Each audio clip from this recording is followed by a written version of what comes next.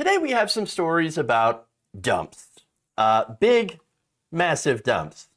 Yes, you might have heard something about Donald Trump having some problems or have had some problems with the White House toilets. And so now, it's not what you think it is. It's actually a little bit more serious. Nonetheless, let's get to the details, okay? Before we get into dumps.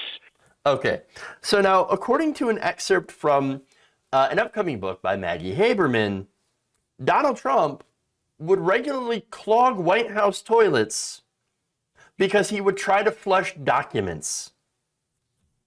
In fact, here it is. While President Trump was in office, staff in the White House residence periodically discovered wads of printed paper clogging a toilet and believed the president had flushed down pieces of paper.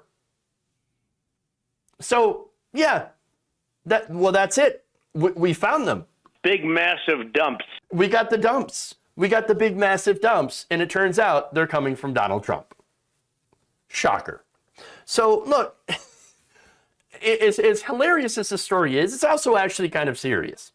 For one, not only did the president constantly turn his documents into confetti, we reported on that, he also went so far, if Omarosa is to be believed, and again, she's a little bit of a dubious source, all right? But at the same time, she reported, or I had told reporters, that Donald Trump would not only rip up his papers, but sometimes he'd eat them. Which once again, might also explain big, massive dumps. Okay, now he also apparently took some of those documents to Mar-a-Lago. Yeah, we're just taking them home. They're supposed to go to the National Archives, and some of them didn't make it, and certainly a lot of them didn't make it in one piece. You had to have staffers that would literally tape them together. And so, now look, Donald Trump, this is a gross violation, of course, of the Presidential Records Act. To be fair, Donald Trump is not the only person that has broken that. But even though, and I wish that weren't the case, even so, he's the only one, the first one, to do it in such a flagrant way. I mean, I'm not kidding. I'm not kidding. And remember, this is somebody who claimed to care about record keeping. I mean, do you remember the whole Hillary Clinton's emails thing? Now, look, I dragged Hillary Clinton for that. You can go back, you can watch the videos for her home server and, you know, those emails, etc. And you know why I'm bringing that up? Because I'm actually consistent in my criticism. But MAGA folks, they don't really care. MAGA folks don't care that he's, notorious for shredding documents. Where's the outrage about that? No, it's fake news. What are you talking about? That's not a real thing. But, like, you ever wonder why, though? Why he would be so interested in shredding documents? Maybe he's like, I don't know, trying to hide something. And maybe, just maybe, this is why he was always complaining about needing 10 to 15, flushes to flush the toilet. Do you remember this? People are flushing toilets 10 times, 15 times, as opposed to once. They end up using more water. You cannot make a brilliant speech where they say that was such an incredible, elegant speech if I'm talking about dishwashers, sinks, toilets, light bulbs. We won't talk about toilets, but you know that's 10, 15, but we don't talk about that. Because I've said this 3 or 4 times, the only subject they ever talk about is toilets, so I don't mention it. We don't talk about the toilets. We don't talk about them. Dumps. We don't talk about the big, massive dumps. No, we're not going to do it. We're not going to do it. You know why? Because they always talk about the toilets. Meanwhile, I'm ripping up everything and flushing it down the toilet.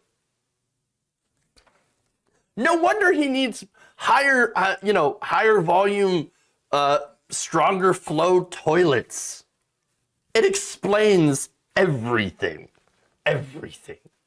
All right, so now one more point here. Let me go to his response to when this came out. It's going to be funny. So he immediately deflects and says, oh, crooked Hillary Clinton deleted and acid washed 32,000 emails and never gave that to the government. He even claimed that the Clintons took large amounts of furniture out of the White House.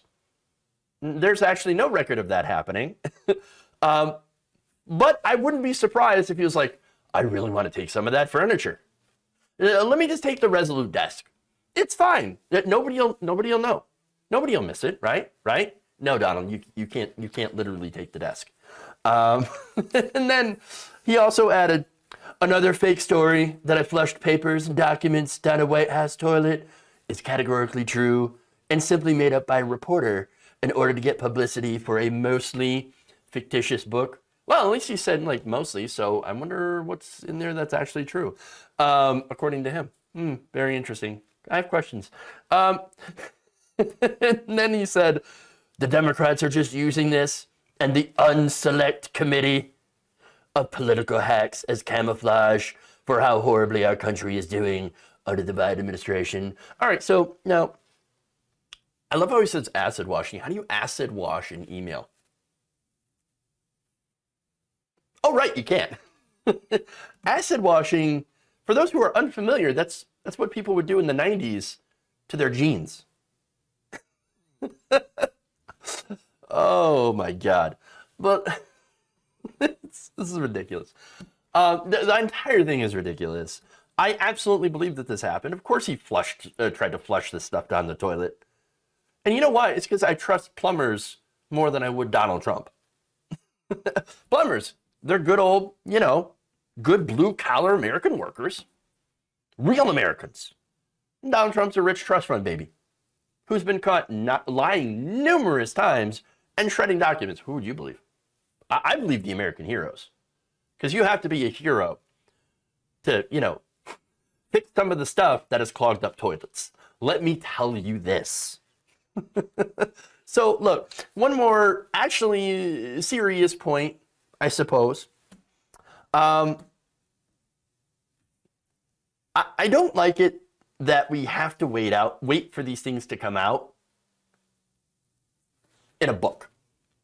So, again, all the stuff, and I've gone through this many times, excerpts from a book. Oh, this person, Jonathan Karl's releasing a book. Maggie Haberman's releasing a book. After the administration's over. Why do we have to wait for all this stuff to come out, for a reporter to then sell it in a book to make an extra buck? Like, peak capitalism, all right?